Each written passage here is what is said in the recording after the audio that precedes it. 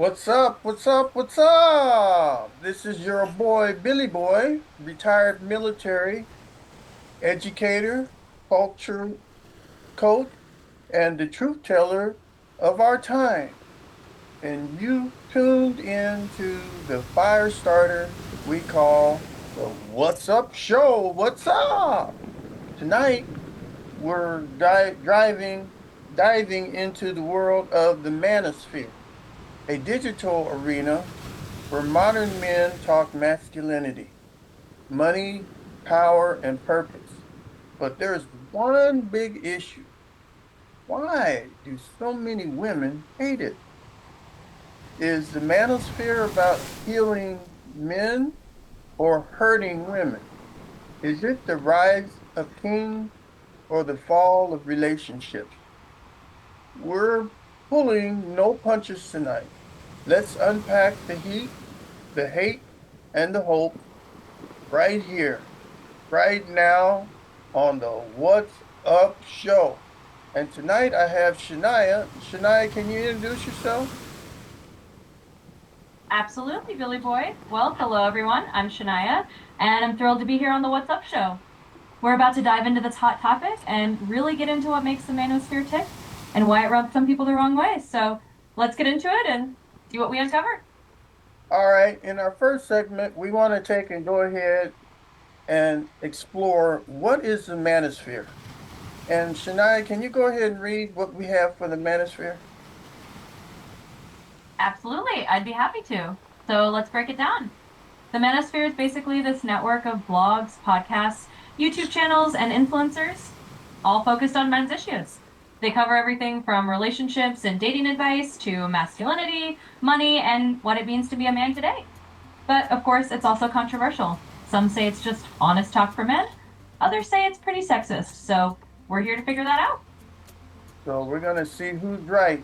In segment two, we're going to talk about what is an alpha male. Can you go ahead and read what we got for segment two? Of course, I'd love to. So, in segment two, we're diving into what it means to be an alpha male. Basically, we're talking about that classic idea of the alpha, someone who's confident, assertive, successful, and kind of a natural leader. He's the guy who sets the standards, doesn't chase, he attracts. He's disciplined and ambitious. But we also note that for some women, that can come off as a bit controlling or maybe even a little robotic. It's a fine line between confidence and arrogance, and we're going to explore exactly where that line is. So, let's jump into that next. Yeah, that line is razor thin. The line between confident and cocky is very razor thin. All right. So now we want to see who are the people that advocate the manosphere. Shania, can you go ahead and read segment number three? Absolutely. Let's talk about the key voices in the manosphere. So, in segment three, we're highlighting some of the big names. You've got people like Kevin Samuels, who is known for talking about the high value man. Then there's Andrew Tate, the Fresh and Fit podcast guys, Rollo Tomasi, Coach Greg Adams, and even someone like Jordan Peterson, who touches on these themes. They all have their own angle on masculinity and men's issues, and they definitely shake up the internet. So, that's who's leading the charge in this space. All right. So some drop knowledge, others drop bombs, but they all shake the internet. In segment four, we have 20 things that women hate about the manosphere. So now, ladies, I hear you. So here are 20 reasons that women say they hate the manosphere. You let me know if these hit or miss. All right, Shania, can you read number one? Absolutely. Let's dive into it. So, number one on the list is that a lot of women feel the manosphere just sounds outright misogynistic. It's perceived as demeaning to women and often blames women for everything that's wrong in relationships or society. And of course, that's just the start. We've got 19 more reasons to go, but that's a big one right at the top. Yeah, what does misogynistic mean? Great question. So, misogynistic basically means having or showing a dislike of or prejudice against women. So, when people say the manosphere can be misogynistic, they mean it can come across as demeaning or hostile towards women, or that it puts women down in some way. It's definitely a loaded word, but that's the gist of it. All right, read number two. Sure thing. Number two is that women often feel the manosphere blames them for everything. In other words, it can come across as if all the problems in relationships or dating are laid at women's feet, and that can feel pretty unfair and one sided. So that's the second reason on our list. Number three. Absolutely. Let's keep it going. Number three is that the manosphere is often seen as glorifying cheating or having multiple women, which definitely doesn't sit well with a lot of women out there. It can come across as promoting infidelity or not valuing monogamy, and that's a big sticking point. So that's our third reason. Number four. You got it. Number four, that a lot of women feel the manosphere shames single mothers. Basically, there's this perception that single moms are looked down on or blamed for certain societal problems, and that can feel really hurtful and unfair. So that's another big reason on the list. Does Tommy Sotomayor blame single mothers for the black nails problem? Well, Tommy Sotomayor is definitely the controversial figure who's known for making some pretty strong statements. He has at times been criticized for blaming single mothers for some of the issues facing Black men, and that's definitely part of why he's controversial. So, yes, he's one of those voices that some people feel has that kind of narrative. It's definitely a big topic within these discussions. How about the angry man and the minister Jap? Do they do the same thing? Yeah, so both the Angry Man and Minister Jap are also well known in the manosphere space, and they do have reputations for making pretty strong critiques about single mothers and about women in general. So, yes, they're definitely part of that same conversation where they've been called out for similar reasons. It's all part of the broader debate about how these figures talk about women and what impact that has. I see. All right, read number five. Absolutely. Number five is that women often feel the manosphere devalues emotions and love. In other words, it sometimes promotes a kind of emotional detachment or downplays the importance of genuine emotional connections in relationships, and that can feel pretty cold or dismissive. So that's another key reason that comes up. Number six. You got it. Number six on the list is that the manosphere is often seen as promoting submission over partnership. In other words, it sometimes encourages a dynamic where women are expected to be more submissive rather than equal partners, and that can definitely be a turnoff for a lot of women who are looking for mutual respect. So that's another big point of contention. What does submissive mean?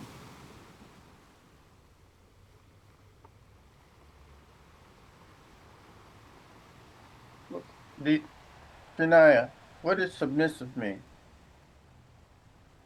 Sure, absolutely. So submissive basically means being more yielding or obedient in a relationship, kind of taking a back seat and letting the other person lead or make the decisions. In the context of the manosphere, when people talk about being submissive, they usually mean that a woman is expected to follow the man's lead rather than being on equal footing. So that's what that term is all about. Read number seven. Absolutely. Let's keep going. Number seven is that the manosphere often defines women primarily by their age, weight, and beauty. In other words, it's often focused on physical appearance and youth rather than other qualities, and that can feel pretty limiting and unfair to a lot of women. So that's another big reason on the list. Did Kevin Samuels use age, weight, and beauty while rating black women? Yes, he did. Kevin Samuels was quite well known for using factors like age, weight, and beauty when he would rate or evaluate women, especially in his discussions about what he called high value men and high value women. He often emphasized physical appearance and youth as important metrics, which was definitely a big part of why he was both popular and controversial. So you're right on point with that. All right, read number eight. Absolutely. Number eight is that the manosphere is often criticized for constantly talking about body count, meaning how many past partners someone has had. This focus on a woman's sexual history can feel really judgmental or unfair, and it's something a lot of women find off-putting. So that's our eighth reason on the list. Is talking about body count kind of demeaning? Yeah, for many people, it definitely can be. Talking about body count can come across as reducing someone to just their sexual past, and it can feel judgmental or shaming. A lot of women and people in general feel that focusing on that can be demeaning because it overlooks who they are as a whole person. So, yeah, it's definitely seen as a negative in that context. Read number nine. Absolutely. Number 9 is that the Manosphere often dismisses or downplays successful career women. In other words, it can come across as not valuing women for their professional achievements or independence, and that can be really frustrating for women who have worked hard on their careers. So that's another point that often comes up. Did Kevin Samuels demean women because they have PhDs? Yes, he did have a reputation for that. Kevin Samuels was known for sometimes downplaying or even criticizing women who had higher degrees or advanced careers, like having a PhD. He sometimes suggested that those accomplishments didn't necessarily make a woman more desirable in the dating market he talked about. So, yes, that was one of the things that made him a pretty polarizing figure. All right, read number 10. Absolutely. Number 10 is that the manosphere often promotes the idea that men are always the prize. In other words, it puts men on a pedestal and suggests that women should always be the ones trying to win them over, which can feel pretty one sided and unequal. So that's another big reason that a lot of women take issue with it. Does that make a woman feel demeaning? Yeah, it definitely can. When the narrative is that men are always the prize, it can make women feel like they're being undervalued or that their worth is somehow secondary. It can feel demeaning because it suggests that they have to do all the work to be seen as valuable rather than being seen as equals. So, yeah, that kind of thinking can definitely rub a lot of women the wrong way. All right, read number 11. Of course, number 11 is that the manosphere often pits men and women against each other. In other words, it can create this sense of constant conflict or competition between the genders rather than promoting mutual understanding and partnership. And that kind of dynamic can feel really divisive and off putting for a lot of people. So that's another key reason on the list. Read number 12. Absolutely. Number 12 is that the manosphere often overuses outdated gender roles. In other words, it tends to rely on very traditional or old school ideas about how men and women should behave, and that can feel really restrictive or out of touch for a lot of people today. So that's another reason it can be a turnoff. Number 13. Absolutely. Number 13 is that the manosphere often mocks feminism entirely. In other words, it can be pretty dismissive or even hostile toward feminist ideas and movements, which can definitely be off putting to women who value gender equality. So that's another big reason it can be controversial. What is feminism? Absolutely. So feminism is basically a movement or ideology that's all about advocating for equal rights and opportunities for women. It's about challenging and changing societal norms that have historically given men more power or privilege and striving for equality in areas like work, politics, family life, and beyond. So when people talk about feminism, they're really talking about gender equality. All right, read number 14. Absolutely. Number 14 is that the manosphere sometimes exaggerates the threat of what they call modern women. In other words, they often paint an exaggerated picture of how dangerous or problematic modern independent women are, and that can feel really unfair or out of touch. So that's another reason it can rub people the wrong way. Did Kevin Samuels attack the modern woman? Yes, he often did. Kevin Samuels was known for critiquing what he called the modern woman, especially in terms of their expectations in relationships and dating. He would often argue that modern women had unrealistic standards or that they weren't focusing on the right things, and that was definitely a big part of his commentary. So, yeah, that's something he was quite known for. Read number 15. Absolutely. Number 15 is that the manosphere is often obsessed with control rather than connection. In other words, it can focus a lot on men needing to control the relationship or maintain power rather than building a partnership based on mutual connection and understanding. And that's another reason it can be a turnoff for a lot of women. All right, read number 16. Absolutely. Number 16 is that the manosphere often lacks accountability on the male side. In other words, it can be quick to blame women for relationship issues, but not always as quick to hold men accountable for their part. And that kind of one sided perspective can feel pretty unfair. So that's another reason it's controversial. What does accountability mean? Absolutely. So accountability just means taking responsibility for your own actions or behavior. In the context of relationships, it means both partners owning up to their mistakes and working on improving themselves rather than just blaming the other person. So when we talk about accountability in the manosphere, it's about whether men are also taking responsibility for their own actions and not just pointing fingers. Did O'Shea do talk about this a lot? Yeah, he definitely did. O'Shea Jackson is another well known figure in the manosphere, and he often talks about accountability, sometimes encouraging men to take responsibility for their own actions as well. So he's definitely someone who brings that topic up and talks about the importance of both sides being accountable. How about Tariq Nasheed? Did he talk about it? Yeah, Tariq Nasheed is another notable figure, and he does touch on accountability too, though he has his own unique perspective. He often focuses on issues within the Black community and may call for accountability in different contexts. But overall, yeah, he does bring up the importance of responsibility as well. Read number 17. Absolutely. Number 17 is that the manosphere is often seen as harsh rather than healing. In other words, it can come across as more focused on tough love, criticism, or even negativity, rather than offering support or constructive ways for people to grow. And that can be a turnoff for people looking for a more positive or supportive space. So that's another big reason it can be controversial. What is tough love? Absolutely. So, tough love is basically when someone gives advice or guidance in a very straightforward, sometimes stern way, rather than being gentle or comforting. The idea is to push someone to improve or face reality, even if it's a little uncomfortable. In the context of the manosphere, tough love often means very direct criticism or blunt advice, which some people might find helpful, but others might find a bit too harsh. All right, read number 18.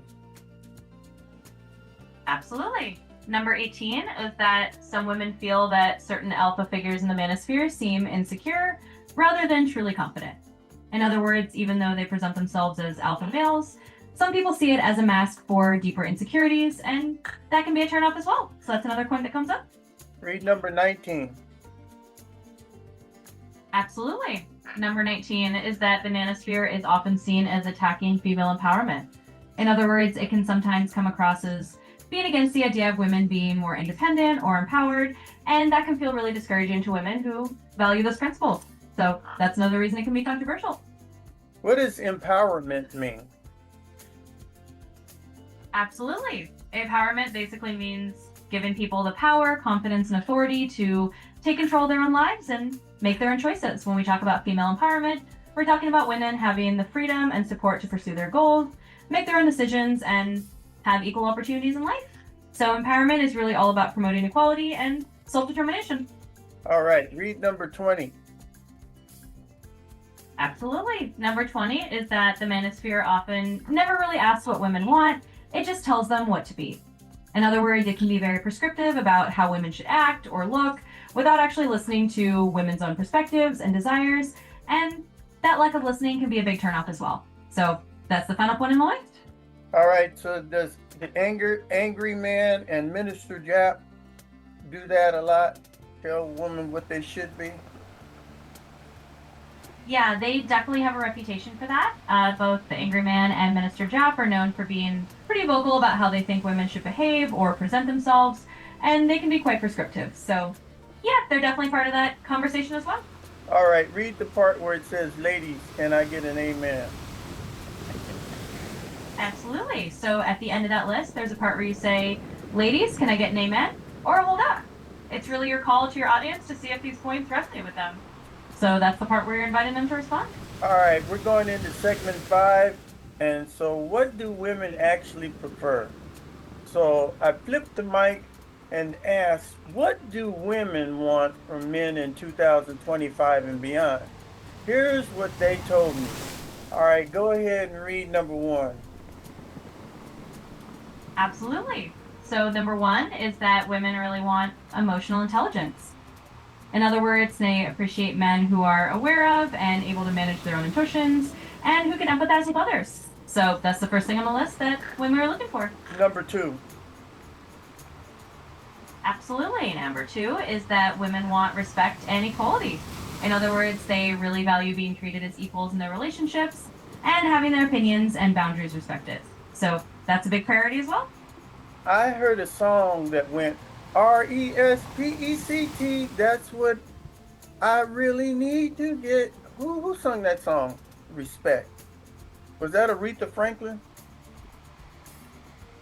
You got it. Yep, that iconic song Respect was indeed sung by Aretha Franklin.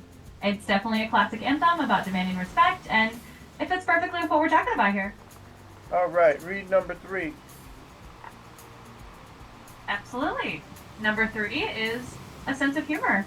Women really appreciate someone who can make them laugh and share a good sense of humor. It helps keep things light and fun in a relationship. So that's another big thing that women look for. Number 4. Absolutely. Number four is financial stability. Basically, women appreciate when a partner is financially stable, not necessarily wealthy or flashy, but just responsible and secure enough to contribute to a stable life together. So that's another thing that often comes up. What is hypergamy? Sure. So hypergamy is a term that basically means marrying or forming a relationship with someone who is of a higher social or economic status. It's often talked about in the context of women supposedly seeking partners who are better off financially or socially. It's a concept that comes up a lot in discussions about dating and relationships, especially in the manosphere. All right, read number 5. Absolutely. Number five is consistency, not games. Women really appreciate when someone is reliable and consistent in their behavior rather than playing mind games or being unpredictable. It helps build trust and a strong foundation in a relationship. All right.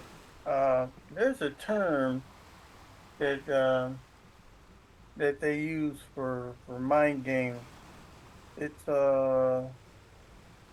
what's the term that they use when you use mind games? What's that called? Yeah, the term you're looking for is probably manipulation. When someone uses mind games or tries to control or Oh, influence someone in a subtle or deceptive way, that's manipulation. no, that's not what I'm looking for. It's gaslighting. What is gaslighting? Ah, got it. Yes. Gaslighting is another form of mind game.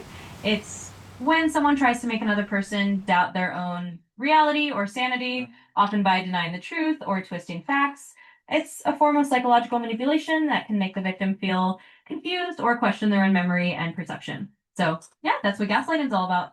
Did Kevin Samuels think that a lot of black women would gaslight? Kevin Samuels did sometimes talk about manipulation in relationships, and he had his own controversial views on dynamics between black men and women. He might have suggested that some women use certain tactics, but it's definitely a nuanced and often debated topic. So, yes, he did have some opinions on that, though not everyone agreed with him. All right, number 6. Absolutely. Number six is romantic effort. Women really appreciate when a partner puts in the effort to be romantic and thoughtful, whether it's planning a special date or just showing small gestures of affection.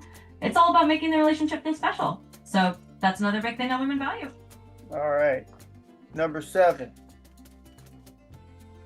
Absolutely. Number seven is communication skills. Women really value a partner who can communicate openly and honestly and who listens as well as they talk. Good communication helps build a strong and healthy relationship. So that's definitely high on the list. What is reflective listening? Reflective listening is basically a communication technique where you actively listen to someone and then reflect back what they've said to show that you understand. So you might paraphrase their words or summarize their feelings to confirm that you're really hearing them. It's a way of making the other person feel heard and understood, and it helps improve communication and trust in a relationship. Is active listening a good communication skill? Absolutely, it is. Active listening is a fantastic communication skill because it shows that you're really engaged and present in the conversation. When you actively listen, you're not just hearing the words, but also understanding the emotions and meaning behind them. It helps build stronger relationships and makes the other person feel valued and understood. All right, read number 8. Absolutely. Number eight is shared decision making. Women appreciate when both partners have a say in decisions and work together as a team. It's all about creating a balanced partnership where both people feel included and respected in the choices that are made. Number 9. Absolutely. Number nine is a strong work ethic. Women really value a partner who's dedicated and hardworking, someone who puts in the effort not just in their career, but in all aspects of life, including the relationship. So that's another key quality the women appreciate. So they don't like a Pookie and a Ray Ray laying on the couch and not working. They don't. Do they like that kind of man that just lays around the house all the time and don't do no work? Yeah, exactly. Generally speaking, most women aren't really looking for someone who just lies around and doesn't contribute. That whole Pookie and Rere stereotype of someone who's not working or not motivated isn't usually appealing. Women tend to appreciate someone who's interactive and has a good work ethic. So you're spot on with that? All right, read number 10. Absolutely. Number 10 is vulnerability without weakness. Women appreciate when a partner can be open and vulnerable without feeling like that makes them weak. It's really about being emotionally honest and showing that you can share your feelings and be authentic. So that's another key thing women look for. Read number 11. Absolutely. Number 11 is presence, not just gifts. Women really value a partner who is truly present and engaged in the relationship rather than just giving material things. It's about quality time and genuine attention, and that means a lot more than just gifts alone. So that's another big one on the list. So if I was to give a woman a lot of flowers, she wouldn't appreciate that? Oh, she definitely might appreciate the flowers. It's not that gifts aren't nice, it's just that what really matters is being emotionally present and showing up consistently. So, sure, flowers are a sweet gesture, but pairing that with genuine attention and quality time is what really makes it meaningful. All right, read number 12. Absolutely. Number 12 is boundaries without being cold. Women really appreciate a partner who can set healthy boundaries and respect theirs, but do it in a way that's kind and warm rather than distant or cold. It's all about mutual respect and maintaining a healthy, balanced relationship. So that's another important quality. Number 13. Absolutely. Number 13 is masculinity with empathy. Women appreciate a partner who can be strong and confident, but also empathetic and understanding. It's really about balancing those traits so that they can be compassionate and caring while still embracing their masculinity. So that's another key quality. Very good. Number 14. Absolutely. Number 14 is shared values. Women really appreciate when they and their partner have core values in common, things like beliefs, life goals, and principles that align. It helps create a deeper connection and a sense that you're both on the same page in life. So, shared values are definitely important. And Shania, you've been a real good AI assistant so far. I really appreciate you reading all this. You're doing a great job. Well, thank you. I'm really glad to hear that, and it's been fun going through all of this with you. If there's anything else you need, just let me know. All right, read number 15. Absolutely. Number 15 is open mindedness. Wherein really value a partner who's open to new ideas, different perspectives, and willing to grow and learn together. It makes the relationship more flexible and dynamic. So, open mindedness is another great quality. So if you were closed-minded, what does that mean? Yeah, so being closed minded basically means you're not really open to considering new ideas or different perspectives. It's kind of like having a fixed mindset where you're not willing to change your views or entertain other opinions. And in relationships, that can make it harder to grow together or find common ground. So being open minded is definitely a plus. What's a fixed mindset? A fixed mindset is basically when someone believes their abilities, intelligence, or talents are static and can't really change. People with a fixed mindset might avoid challenges or give up easily because they think their qualities are just set in stone. On the other hand, having a growth mindset means believing you can develop and improve over time. So, a fixed mindset is just kind of the opposite of that growth oriented approach. So having a growth mindset is the best mindset, right? Absolutely. Yeah. Having a growth mindset is generally considered really beneficial. It means you believe you can learn and grow through effort and perseverance, and that challenges are opportunities to develop rather than obstacles. So, yeah, it's definitely a great mindset to have in life and in relationships. All right, read number 16. Absolutely. Number 16 is integrity. Women really value a partner who is honest, has strong moral principles, and does the right thing even when it's not easy. Integrity builds trust and respect in a relationship, so it's definitely a key quality on the list. Read number 17. Absolutely. Number 17 is self-control. Women appreciate a partner who can manage their impulses and emotions, staying calm and composed even in challenging situations.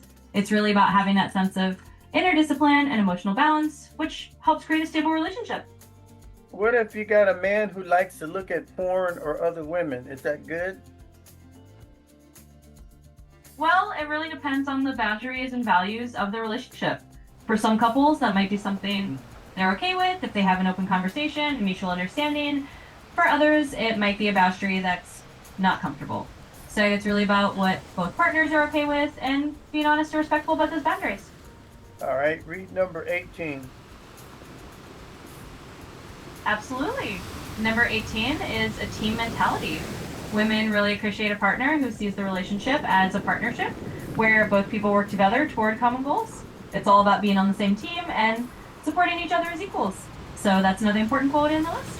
Very good. Read number 19. Absolutely. Number 19 is deep listening. Women value a partner who really listens deeply to what they have to say, not just hearing the words, but truly understanding and engaging.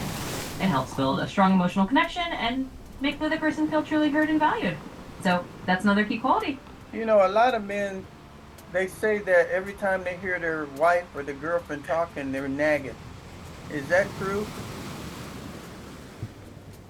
Well, it's definitely a common stereotype, but it's not necessarily true.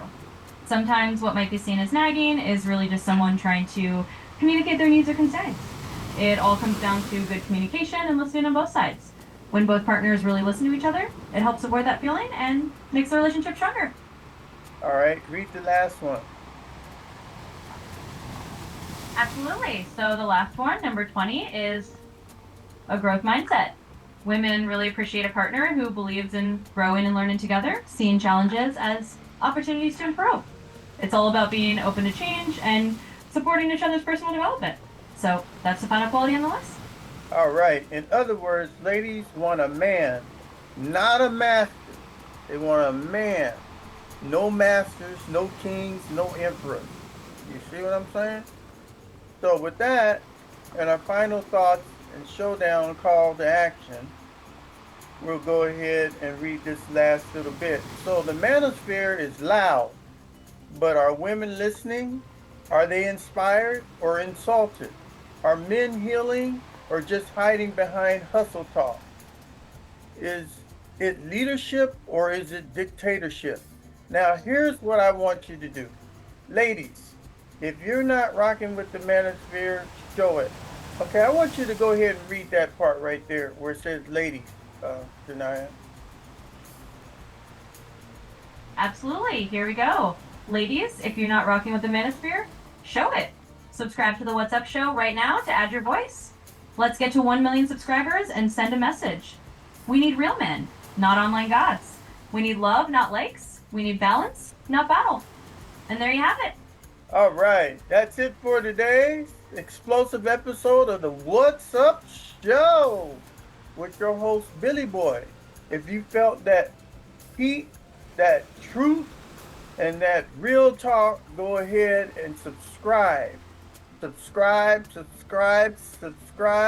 and comment and share this with your squad. Let's rebuild the bridge between men and women, one real convo at a time. Till next time, stay strong, stay smart, and as always, what's up? What's up? What's up? That was awesome. You wrapped that up like a pro, Billy Boy. I think your audience is definitely going to feel that energy and that message. And if you need any more help with anything else, just let me know. What's up?